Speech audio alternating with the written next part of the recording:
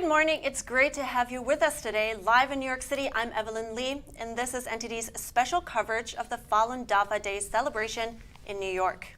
Falun Dafa is also known as Falun Gong, and it originated in China, and in just a few decades, it's spread all across the world in over 100 countries, and it's now being practiced by millions. But it's also a group that's been severely persecuted in China since the late 90s. And we will be digging deeper into some of those issues in a little bit. And to give us some more insight about Falun Gong and what's happening in China, we invited a very special guest. Joining me in the studio is Ben Maloney from the Falun Dafa Information Center. It's great to see you, Ben. Yeah, Evelyn, thanks for having me. Great to be here. Of course. I want to back up for a moment, though, and before we start this whole live, why don't you tell us first what exactly is being celebrated, and you as a Falun Gong practitioner yourself, what exactly is Falun Dafa? Yeah, I think the easiest way to understand it is that Falun Gong is an ancient spiritual practice from China that was introduced to the public in 1992 and includes two parts. So one part is exercises, so slow moving Qigong type exercises with a sitting meditation. And the second part is sort of a spiritual teaching that's based on truthfulness, compassion, and tolerance. So those are things that practitioners try to incorporate in their daily lives. I see. Very interesting. I want to look at the live stream for a moment, and it looks like we are seeing a bunch of cutouts of what is the Zhuan Falun, is that correct? And that's the main scripture of the of Falun Gong. So why don't you explain a little bit more about that? And because we see, I see a lot of different languages. I see Chinese, obviously. There's English. There's Hebrew. There's Arabic. How come it just makes me wonder, for something that's essentially based on Chinese philosophy, how come all these people across the world, from different backgrounds, cultural backgrounds, are so receptive to that? Yeah, I mean, to back up for a second, so Zhuan Falun is the main text of Falun Gong that's based on the lectures that Master Li Hongzhi gave in China during 1992 to 1994. Gave about 9 lectures, so you have 9 chapters made into Zhuan Falun. It's been translated, and people are practicing in over 100 countries.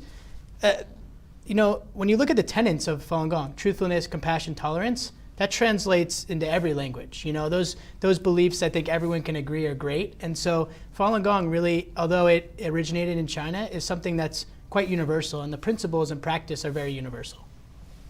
Interesting. And for this event today, this is World Falun Dafa Day for those who are tuning in right now. And this Friday, May 13th, also marks a special day. It is the 30th anniversary of the founding of Falun Gong. So every year around this time, tens of thousands of people across the globe come together to celebrate that. But this year, with everything still recovering from COVID, it's a bit smaller. But still, the organizers expect a couple of thousand participants. So for this event today, we will be following their parade across New York City. So why don't we take a quick look at the route today? The parade will be starting off in the United Nations Plaza. It will be going down 2nd Avenue until it reaches 42nd Street. And then from there, the parade will be cutting through Midtown Manhattan. And then it will be passing famous landmarks like the Chrysler Building, the New York Public Library, Bryant Park, and Times Square. And from there, we'll keep going all the way to the other side of Manhattan, where the Chinese consulate is located. And let's take a look at the current parade. We see all these people holding banners that read, Falun Dafa is wonderful. I see 3 Chinese characters that read, Zhen Shanren. And that's roughly translated into honesty, truthfulness, and compassion and tolerance. So what is the significance of that? Yeah, so in Falun Gong, those are sort of the main tenets of the practice. So you had to sum up the practice in 3 words. Those would be the words that you'd use. And of course, they have deeper layers of meaning and how it incorporates. But it's more about, okay, how can I be more of an honest person? Hey, in this scenario, could I have a little bit more tolerance? Or maybe I could be a little bit more compassionate, right? I think for me, that's kind of what I try to do every day. So that's kind of how it incorporates into everyday life. I see. What we unfortunately missed just now, there was a Tianguo marching band, the marching band having the opening, and it's a band that is represented all over the world with hundreds of members. And I did some research. Before COVID, just the band alone was actually 600 members strong. And they're playing original compositions like Falun Dafa is Good or American classics like Stars and Stripes Forever. And all of these people in that band are all volunteers that put their free time into practice. And we want to take this opportunity really quick and hear from the conductor of that band, who is with our in-field reporter, Chenny Wu, right now. So Chenny. Thanks, Evelyn. Sterling, you've performed with David Bowie and Duran Duran, to name a few. But how is it managing such a big group of people and preparing for such a big event? Well, from being in the music business so long, I've also watched how people prepared, because we're also dealing with a large group when you're setting up for a tour. So I learned a few tricks of, sometimes I have to improvise because all the settings are always different. But I don't know, I used all the things I've learned from being in the music business on organizing things. So why are you willing to use your free time on this specific type of thing? Well, I've been practicing Falun Gong for 24 years, and just have this is, I think, is a very important event, because we're constantly, spreading Falun Dafa, but also spreading about the persecution of Falun Dafa, and it's become like an annual event for us, and I'm more than happy to be a part of this. What is your experience practicing Falun Dafa? What benefits have you gotten? A lot of self-reflection, really trying to do right as opposed to wrong, which in my past, I went down a lot of wrong paths, and it's just trying to correct me on the right path. And also I dealt with a lot of addictions in the past, and I was able to overcome alcohol and cigarettes and drugs. Could you tell me a bit more about that? Yeah, pre-practicing Falun Dafa, I had a two pack a day cigarette habit. I smoked pot, I drank alcohol, without even thinking about it, on pretty much every day. And about 2 or 3 weeks when I started practicing, all of that went away. Just like that? Yeah, and that's 24 years ago. Wow, okay. Thank you, Sterling. Back to you, Evelyn.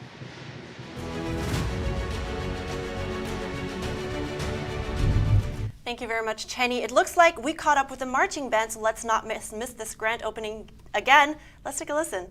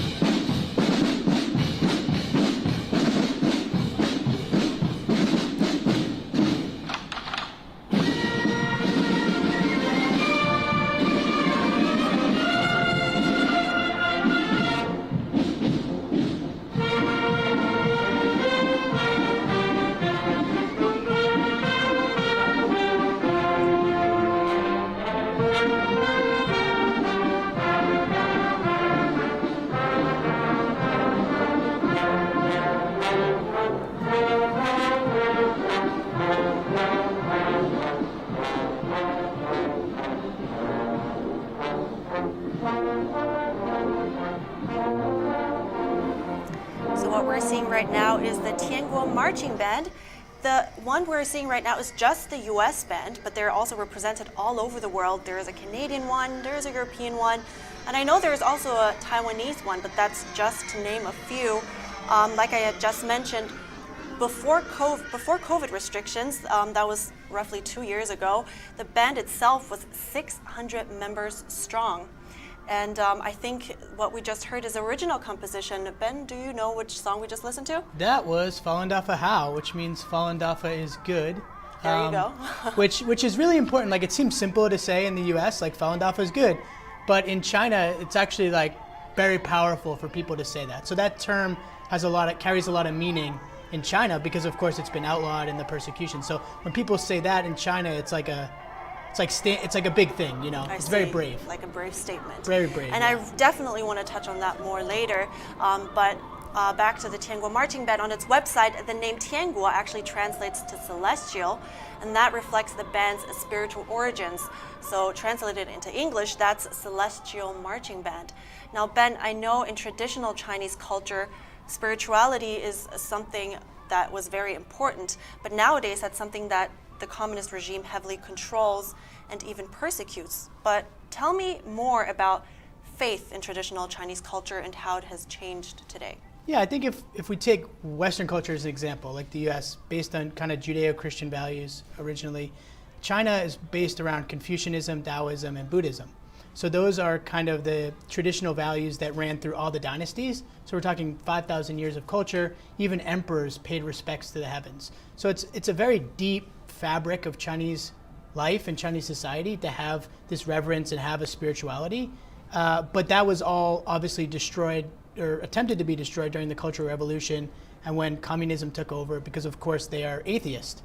So they don't, they're the highest in their minds, right? So that kind of is what kind of destroyed Chinese culture, traditional Chinese culture in China.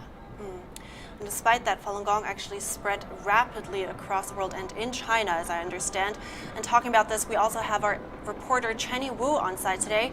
She's joined by a Falun Gong practitioner right now who will share a bit more about his experiences. Thanks, Evelyn. Here with me today is Olivier Chaton. He's a Falun Gong practitioner participating in this year's Falun Dafa Day Parade.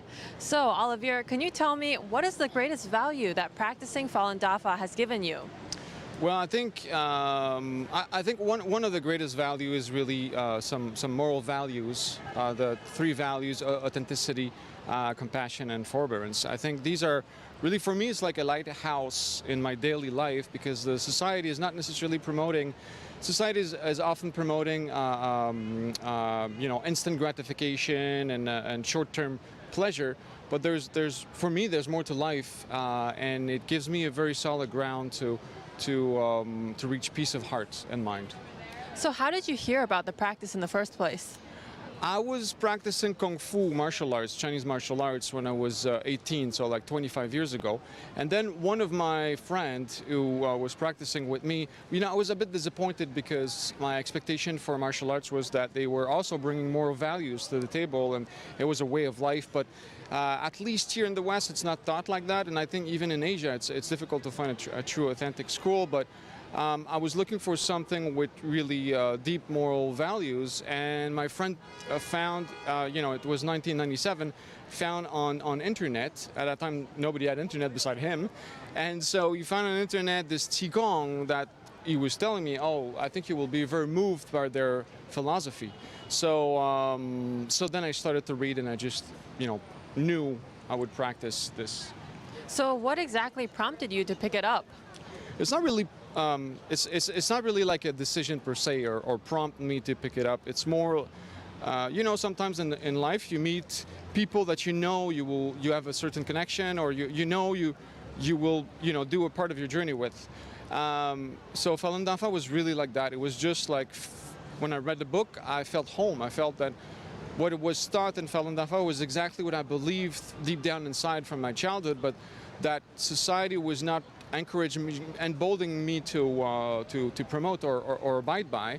So I felt a very strong connection. So it was very natural. It was not a logical decision. It was just knowing that this is what I was looking for. Olivier, thanks for sharing. Evelyn, back to you.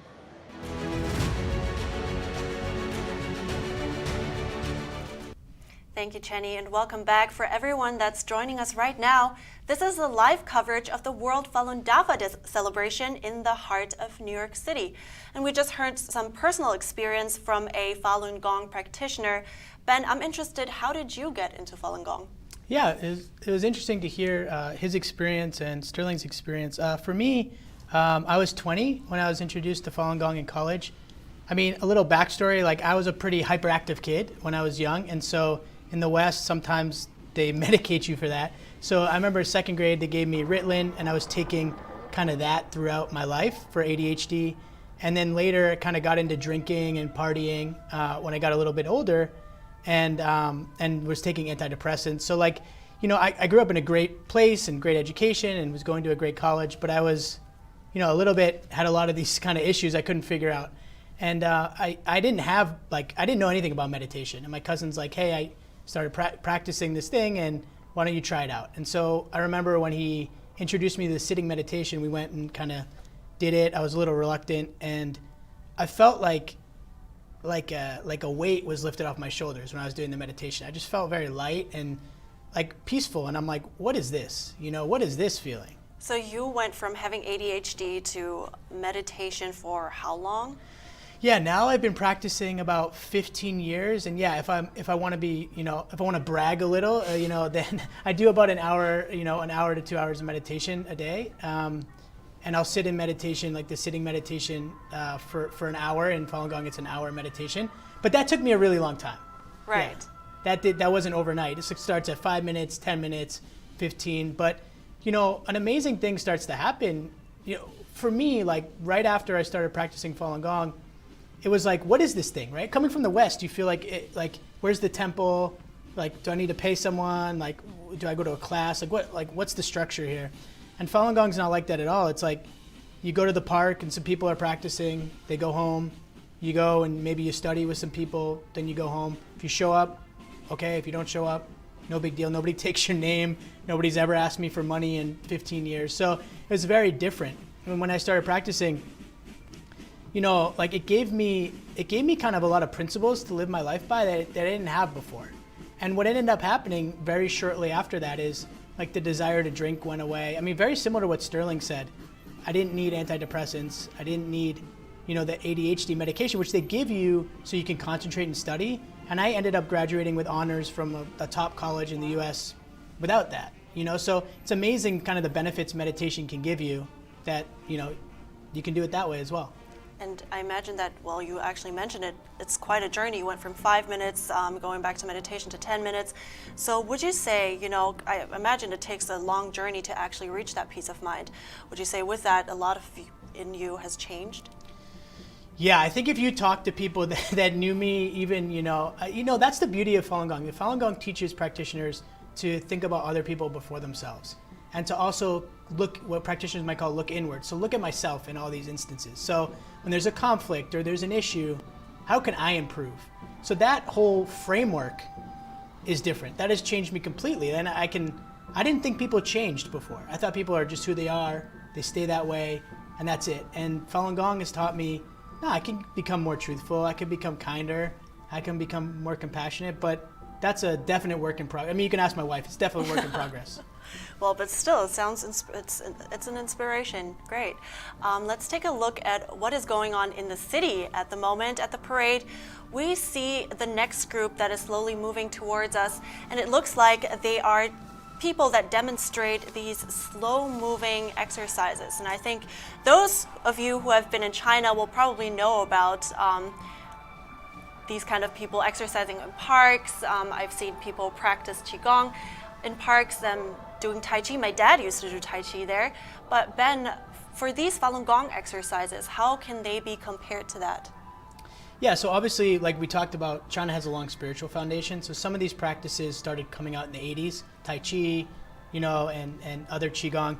Falun Gong differs a little in its moral component, but as far as like learning it, like you could be 9 years old or 90 years old. I've seen both. I've seen 5-year-olds sitting in meditation. So it's very easy to learn. It's not hard. As you can see, it's slow moving. So you can compare it to those in terms of how easy it is to learn. I see. And for everybody that's tuning in right now, you're watching the 2022 Falun Dafa Day. This is the live coverage of that. And today is the 30th anniversary of the founding of Falun Gong. So we see thousands of people walking towards the Chinese consulate. That's because these people are not only celebrating this anniversary, but also calling for an end to the atrocities and the horrible persecution that is currently going on in China. And I think if we take a closer look, we will see soon, right now we see beautiful women dancing in lotus costumes. And then soon we will be seeing a second section of today's parade that will be coming toward us, and these people are dressed in white. The reason for that is because in Chinese culture, the color white is for mourning. So this group will basically be remembering Falun Gong practitioners that died or were tortured to death because they didn't want to give up their faith. And I'm just wondering, despite of all these things that are happening in China, you see all these people out on the streets, why do people still do not let go of their faith? Why do they still continue? Yeah, I mean, I think it's like outside of China, obviously it's a non-issue in terms of, like, I can go to the park and sit down in meditation and nobody's coming in a van to throw me in it and throw me in an underground prison. You know, when you look at China, and hopefully we can get into kind of the origins of that later so people have context, but you know, the Chinese Communist Party wants to destroy, they want to control everything about you. They want to control society, they want to control your mind. Like it's a very kind of, for lack of a better term, evil way to control society. But belief in something higher than yourself, in divine, in God, in heaven, that's something that exists somewhere that the Communist Party can't touch. And so that for people that hold on to that, it's because they got so much benefit from it, right? I mean, I just told you my benefits. You heard from Sterling and another practitioner, their benefits. It's hard to go against that, right? Why would you give that up when you've gotten so much from it? Absolutely.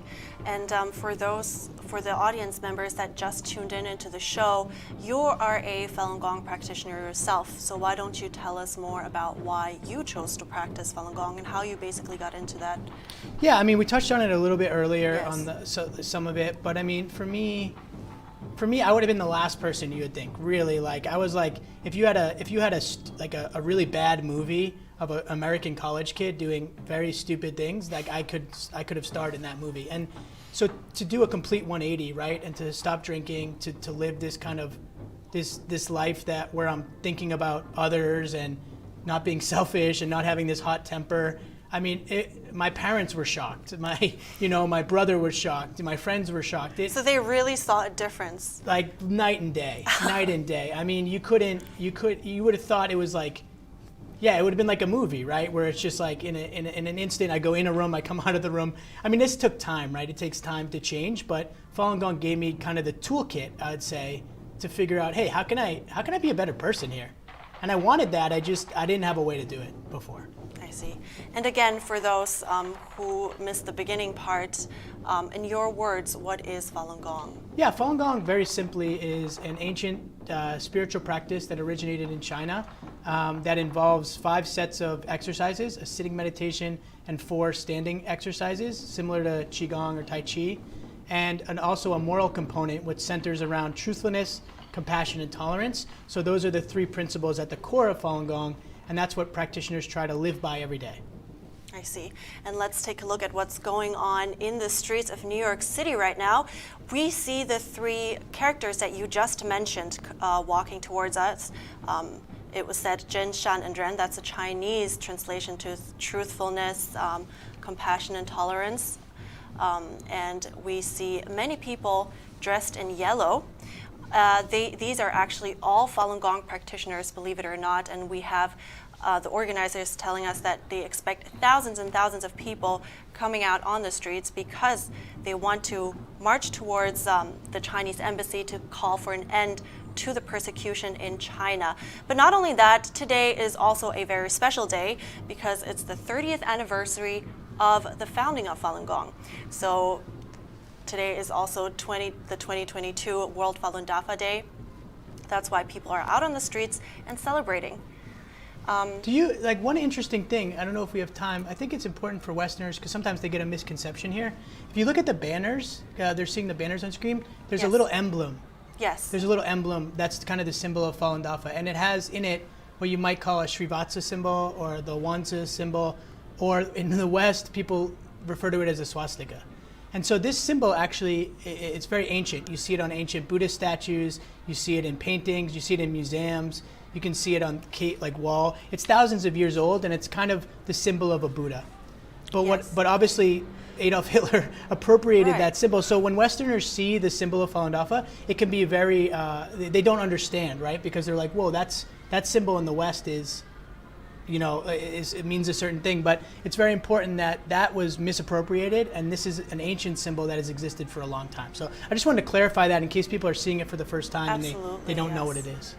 Okay, so that was important to mention, and if you believe it or not, this Buddhist practice, is that right to call it a Buddhist Yeah, practice? like Buddhist school. Yeah, it's Okay. not Buddhism religion, but yeah, Right. sure. That's a way to understand This it. Buddhist practice has been around for 30 years now, and this is a celebration of that.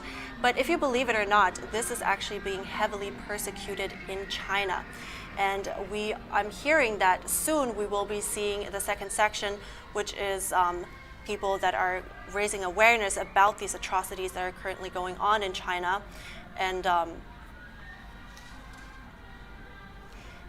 I just want to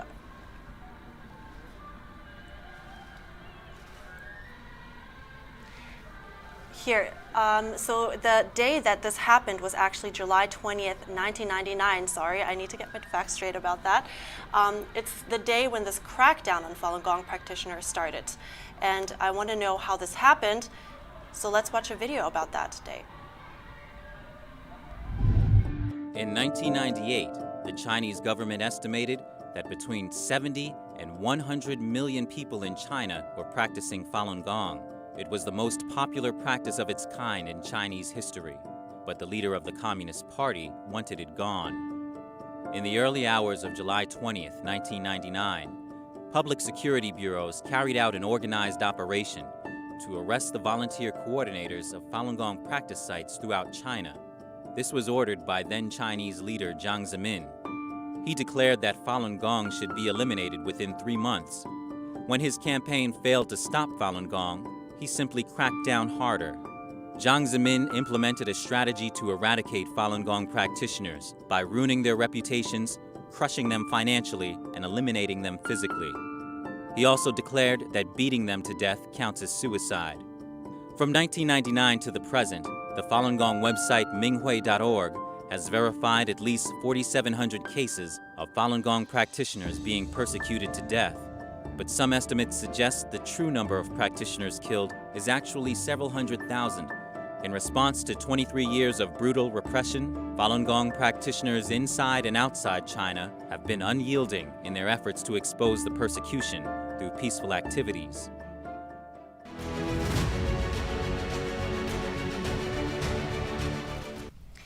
And ever since then, there have been horrifying images and stories coming out of China. And there is this woman, please be aware that this is going to be a graphic image, but there is this woman, she's quite well known in those circles that deal with human rights. Some of you may be able to catch her in one of those banners. Her name is Gao Rongrong. There you go, there you see her. Ben, what is her story? Is she still alive? Yeah, wow. So Gao Rongrong was a Falun Gong practitioner, and in 1999 she was accountant at an art college, and she lost her job. That's common for millions of practitioners. They got fired when the persecution started, and she was in prison. And when she was in prison, they torture you, and they torture you to give up your belief. That's all they want. They want to break you. It doesn't have any real meaning other than to break you. And so one of the torture methods they commonly use is with electric batons, and electric batons are like a taser times 1,000. And so the images you just saw are because guards tased her face with those electric batons. And I've met people that have had this torture done to them, and it's excruciating, like unbearable. And so what ended up happening is she had this torture to her. You saw the images, and she was sent to the hospital because she tried to escape the prison by jumping out the window, and they sent her to the hospital after that, and her sister snuck in and took a picture of her. And this was in the early 2000s, 2003, 2004. And that picture got to the UN, and that was published in a report in 2003 or 4, I believe, from the UN, and that went kind of viral because it was the first time people saw, because the CCP has an iron fist on everything happening, so people didn't know how bad it was, and they saw this picture. And so what ended up happening is because this picture went so viral of Gao Rongrong, the Chinese Communist Party was furious, and they sent her to a very infamous place called Masanja Labor Camp.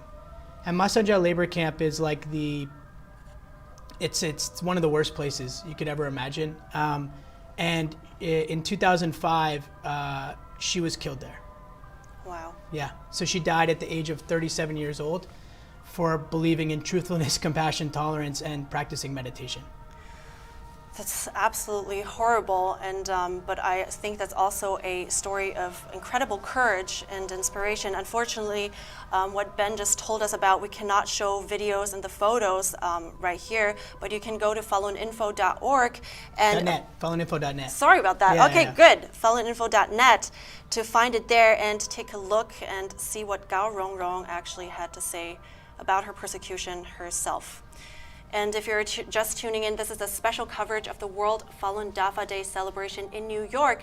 We're following the parade that is marching through Manhattan, and we're seeing thousands of people still marching towards the Chinese consulate to call for an end to the persecution on Falun Gong adherents. And our reporter Chenny Wu is somewhere in the crowd at the moment, and she's joined by Simon Zhang, who lost his mother to the persecution in China. Chenny, please tell us more. Thanks, Evelyn. Here with me is Simon Zhang, whose mother was taken away to the labor camps for practicing Falun Dafa. Simon, can you tell me a bit about what happened? So the first time, that was back in 2001, I was at home. I saw my mom taken away by local police. They ransacked the whole apartment, found out materials like Falun Gong books, materials like stickers and flyers. They used that as an excuse. Giving no reason, they took her away. What happened after she was taken away that time? She was beaten horribly in the local detention center, then sent to a labor camp. Almost died there after torture there. Wait, but how old was she at that time? That was in 2001. She was 44 years old. Oh, wow. So she was already pretty old, and yet they treated her like that. Right. So can you tell me a bit about what happened later? The second occasion, that was in 2008, before the Summer Olympics in Beijing, she was taken away again. For similar reason, similar thing happened, tortured, then sent to a remote labor camp, almost died there again. How about the last time? So last time was the third time, and she did not escape death. February 1st, that was Chinese New Year, they took her away. Simply a similar thing, for believing in truthfulness, compassion, forbearance, and not giving up, for distributing flyers and clarifying truth to normal people. Then they took her away, tortured seriously. Then because she was she lost her consciousness, they sent her to hospital. And her last 37 days was spent in hospital, being handcuffed to bed, iron fetters on ankles, and rubber tube in nose. Then died there. I'm so sorry, Simon. Yeah, it's a really terrible memory for my entire family and me. Simon, thanks for sharing your story. Evelyn, back to you.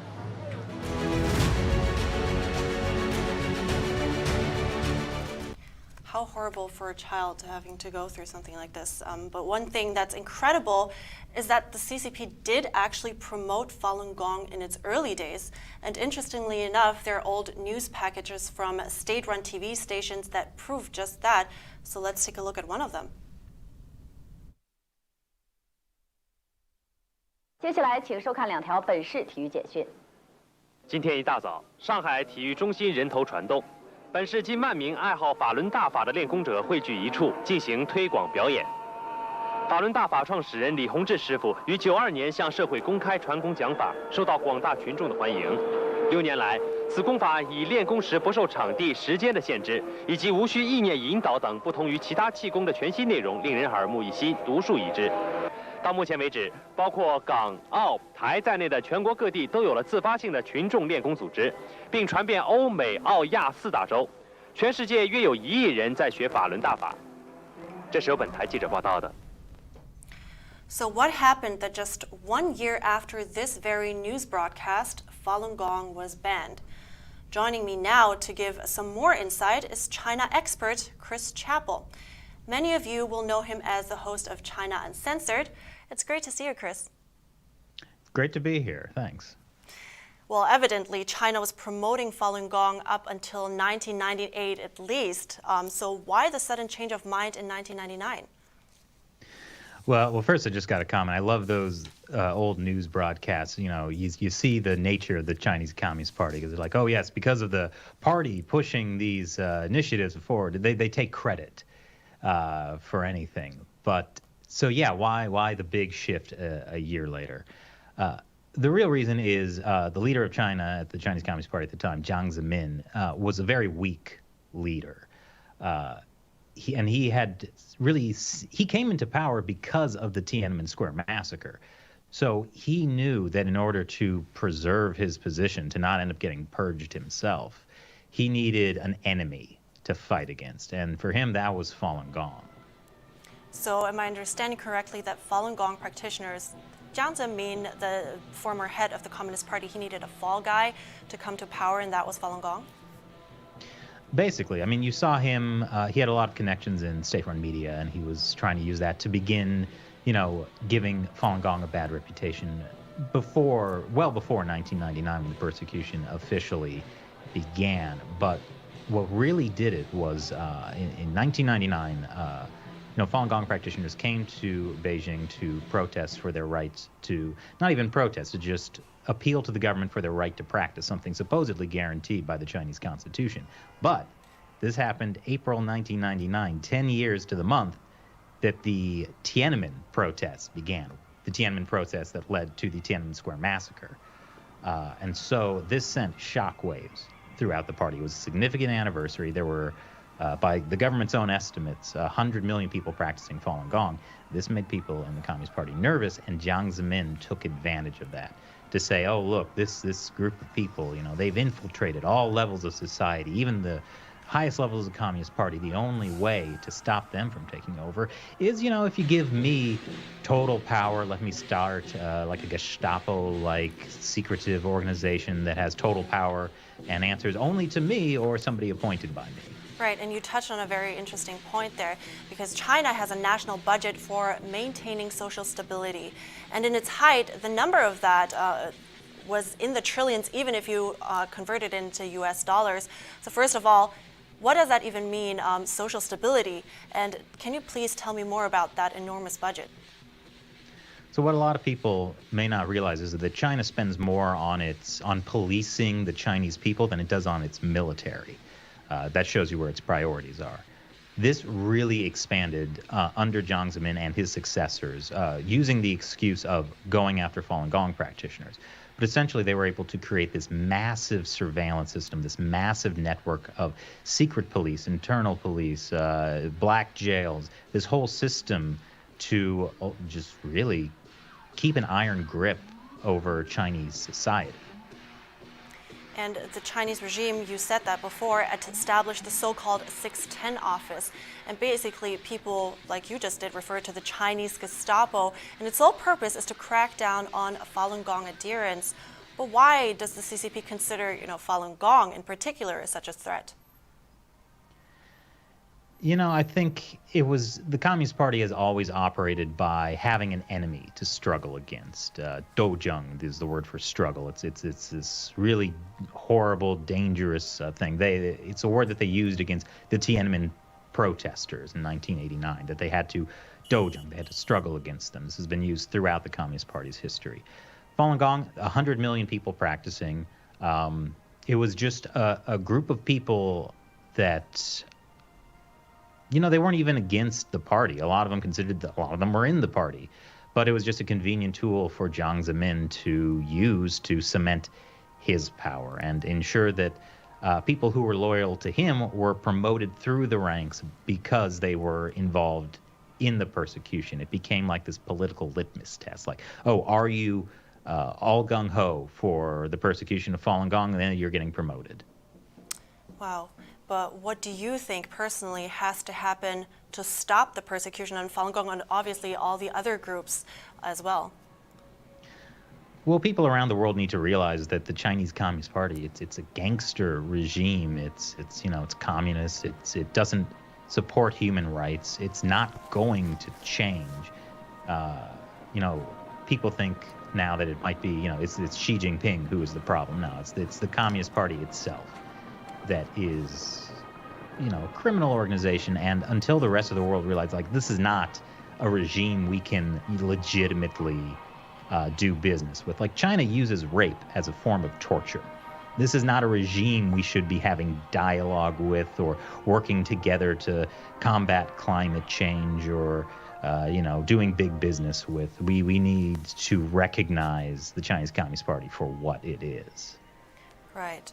Thank you so much for these eye-opening insights. Chris Chappell, host of China Uncensored. Thanks. And for everyone just tuning in, this is the 2022 live coverage of the World Falun Dafa Day. Today, Falun Dafa, or more commonly known as Falun Gong, is being severely persecuted in China. And by 1999, when the persecution first started, China estimated that there were around 100 million people that practiced Falun Gong. And when Jiang Zemin, that's a former head of the Chinese Communist Party, ordered to eradicate Falun Gong, it was a big operation to make that possible, so they created the 610 office especially for that. So let's watch a short clip about what that is. On June 10th, 1999, the leader of the Chinese Communist Party created a group for handling the Falun Gong problem. That group created what came to be known as the 610 office, named for the date of its establishment. Since then, the 610 office has overseen China's nationwide persecution of Falun Gong. The 610 office exists above Chinese law. Despite having no legal mandate, it's been given enormous financial resources. Reuters has compared the 610 office to the Nazi Gestapo, or secret police. The 610 office has deep ties to the Chinese police, labor camps, state-run media, the court system, schools and universities, and even Chinese embassies around the world, directing them to carry out the Communist Party's persecution of Falun Gong. For nearly 23 years, the 610 office has been responsible for the mass surveillance, arrest, detention, and torture of millions of Falun Gong practitioners in China. The United States Congress and other members of the international community have repeatedly demanded that the Chinese government put an end to the 610 office.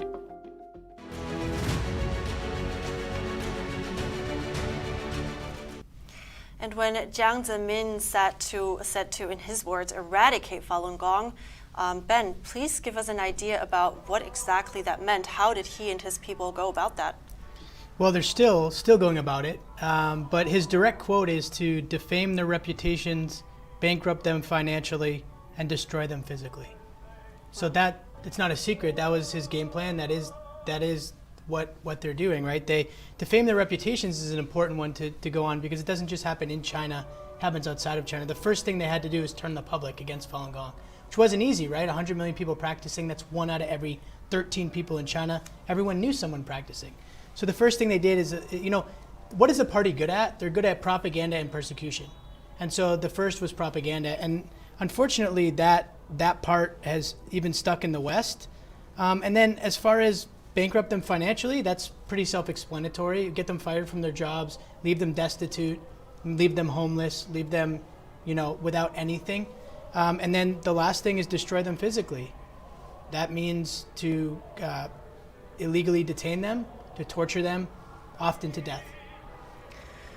Horrible. For those of you who just tuned in, this is a live coverage of the 2022 World Falun Dafa Day in New York City. As you can see, there's thousands of Falun Gong practitioners out on the streets today. Like mentioned, since 1999, Falun Gong has been severely persecuted in China. And what we're seeing at the moment are banners that basically call for an end to these atrocities. We saw them passing earlier, they're still passing right now. And our in-field reporter, Chenny Wu, is following along at the moment, and she is now joined by Ariel Liu. She lost her mother because of the persecution that's been going on for 23 years now. Chenny, let's hear her story now.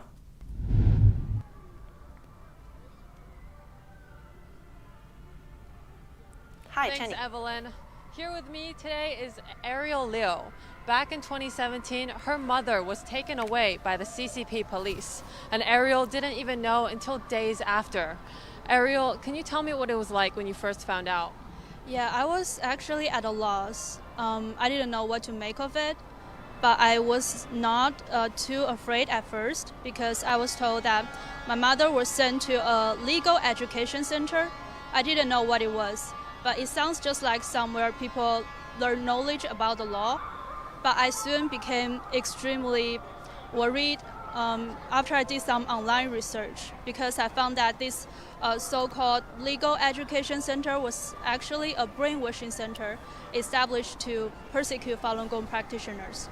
There are many such brainwashing centers in China where Falun Gong practitioners are tortured and being forced to give up their faith. And many people were persecuted to death, became disabled. So could you tell me, was your mother different before and after she was taken? Yeah, she was a complete different person. My mother was a very lighthearted and outgoing person. She was a teacher and she really loved kids. But after she was released, she became very fearful and depressed. She lost about 33 pounds. She became, she couldn't fall asleep at night and she kept shaking uncontrollably. And her hearing and vision gradually degenerated. And she finally passed away 3 years after she was released. I'm so sorry, Ariel. Did your mother, before she passed away, ever share with you exactly what she experienced? Yeah, she told me something like she was forced to sit in a classroom for about 15 to 16 hours a day, listening to the propaganda slandering Falun Gong on a very high volume, and she was given very little food, and she was constantly threatened and intimidated. And most importantly, I believe she was secretly given poisonous drugs by the guards because her symptoms were very similar to those practitioners who were given poisonous drugs. And it's actually very common in these brainwashing centers to put poisonous drugs in Falun Gong practitioners' food. So, Ariel, do you feel resentment towards the people that did this to your mother? I actually asked myself the same question, but the answer is no, because I believe many of them, they were just deceived by CCP's propaganda. They don't know that Falun Gong practitioners are actually very good people. So I don't hate them. I hope they can learn the truth. And for those who actually know the truth but still actively participate in the persecution, I think they lack the basic humanity and cannot be viewed as human beings. So it's not worth it to hate them. Thank you, Ariel, for sharing your story with us today. Evelyn? That's absolutely heartbreaking. Why don't more people talk about this? That's a deep question. I'm sorry, I'm just still a little emotional from Ariel's story. I feel the same way, absolutely. Yeah. It's like I've been doing this for 15 years and yeah, that's pretty heavy. You know, there's a lot of reasons that that information has been slow to get out of China about the persecution of Falun Gong, and there's other reasons why perhaps people don't talk about it as much. The persecution has been going on for over 20 years, but the Chinese Communist Party, you know, within China, iron fist, right? Control state media. It's even hard to imagine as a Westerner. So, but outside of China, they have unbelievable influence as well. For instance, the United States Department of Justice does a study where they look at the foreign newspapers that are state-run by China. How much money do they pay American media? So, for instance, China Daily, which is a CCP propaganda, it's the English mouthpiece of the party. They paid $19 million to U.S. Newspapers between 2016 and 2020. So they do this study every 4 years, DOJ.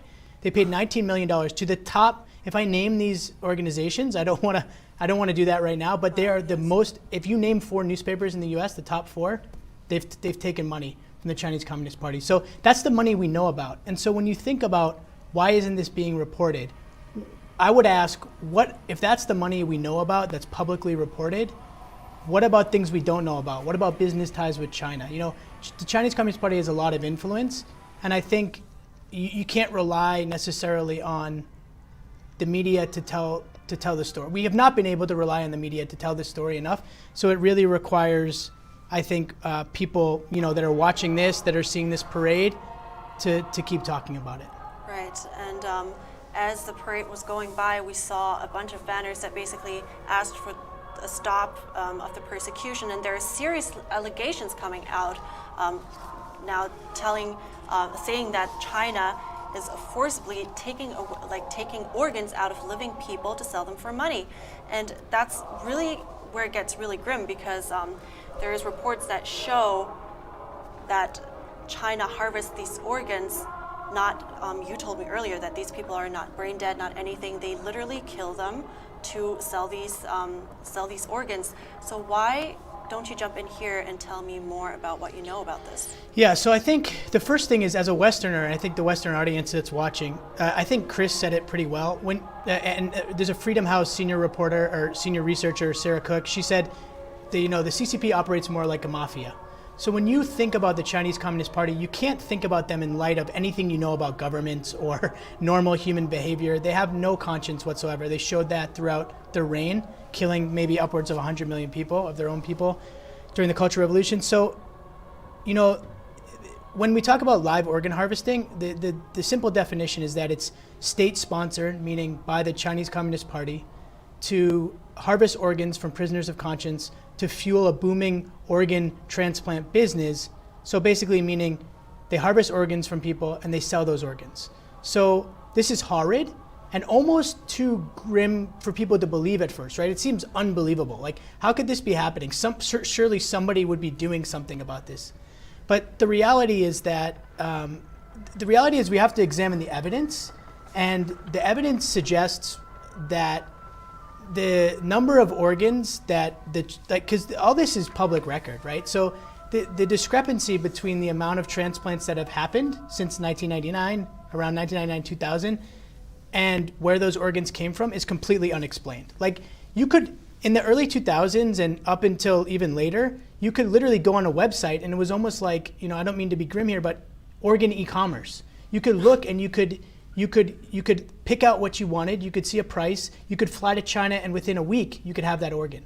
How is that possible? How, like in the United States, it takes how long? Like, could take months, could take years. So where are these large amount of donors coming from, right? That's the question we have to ask. Right, and I have an interesting report here by a state-run news source in China, and I think it's important to note that this is 2 years before the tribunal in London actually concluded that there was forced organ harvesting in China going on. So this report is from 2 years before the allegations came out. And here's what it said in the China Daily, that only 34 Chinese citizens 34 chose to donate their organs after death in 2010, and that is when China first launched a donation system. But then in 2016, it says more than 220,000 Chinese people have expressed a wish to donate organs after death. That's according to the donor registry.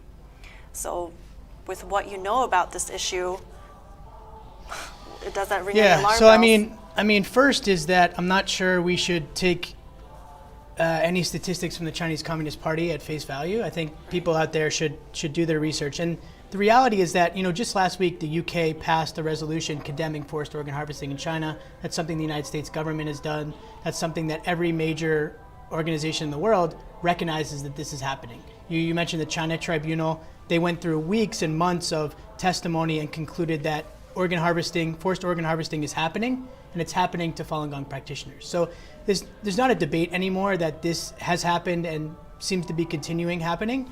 I think when we look at the numbers, even using their numbers, so 34 people volunteered in 2010. Let's go back to when all this started. Surprisingly, all these transplants through military hospitals, the CCP built these large military hospitals.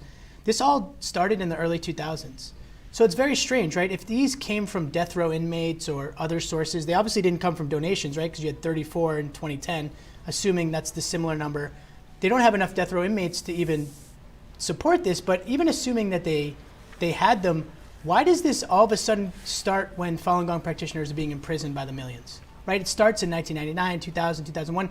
It doesn't start in the 1980s or the early 90s. There's no death row transplant industry, right? It starts when you have 100 million people that you can grab off the street that are healthy and that you can throw in a basement somewhere in a military hospital and that nobody can ask questions about. That's when it starts. So I think people have to ask, like, what is 1 + 1 here, Man. And I would love to explore this more because it's such an interesting topic, but we have to move on to the next section, and we see that there are people holding flags that translate into quit the Chinese Communist Party. And this is actually a movement. According to this movement's website, more than 395 million people have already quit the party. Why is this so important to quit the party, to have a movement? Yeah, I think it's very symbolic in China. You know, when you're in China and you're like a kid, you have to join the Young Pioneers, and then maybe you join the Communist Youth League, and when you or the Communist Party later. And when you join these organizations, it's like very kind of sadistic in a way. It's like joining. They're basically a cult. You have to pledge your life to the party, and so you know, you're pledging your life to the party. That's, again, we just covered doing forced organ harvesting, you know, persecuting people. So then you're on that side. Right? So you support that. And so, you know, this movement is really a symbolic and very important movement for the Chinese people to have a voice to say, I'm Chinese, I believe in China, but I do not believe in the Chinese Communist Party. I do not side with what they're doing. It's very, very important to get this out because the Chinese people don't have a voice in China. This is almost like amplifying and giving them a voice to say what they truly feel. Right. And as you can see, the parade is actually slowly coming to an end, and so is our broadcast. But I just want to go back really quick before we end this and go back to the grassroots movements that we see here going on. We see people signing petitions. We see people, raising awareness about what is going on in China. And I just want to hear from you, what more can we do as people outside of China? Yeah, I think in the West, it's really, really important that people talk about this. Whenever China's brought up, it's very odd, right? You have people doing forced organ harvesting, but yet you can buy a product from China. You can fly there. It's very kind of surreal. When China's brought up, we really need to be bringing up forced organ harvesting. And I would also encourage Westerners, there's a lot of propaganda in the West around Falun Gong and its teachings, and the Chinese Communist Party uses words like cult, for instance. That's a label they put on right in 1999. To try to describe so that people in the West feel strange, or they're like, hey, I don't know if I want to stand up for Falun Gong. But I've explained what Falun Gong is. You practice, you don't practice, nobody asks you for money. It's definitely not a cult, right? You see these people, peaceful people in the park. So, I think people can't bend into that, and Westerners need to stand up and talk about what's wrong because people don't have a voice in China, and we need to be their voice. Right. I think that's a great way to end this, so let's leave it at that. And I hope that really one day things for Falun Gong practitioners and of course other minority groups in China will get much, much better. Thank you, Ben Maloney from the Falun Dafa Information Center. And we have NTD News Today coming up here with Kevin Hogan at 12 p.m. Eastern, so stay tuned for that. But that's all from me though. Thank you very much for watching and have a wonderful weekend.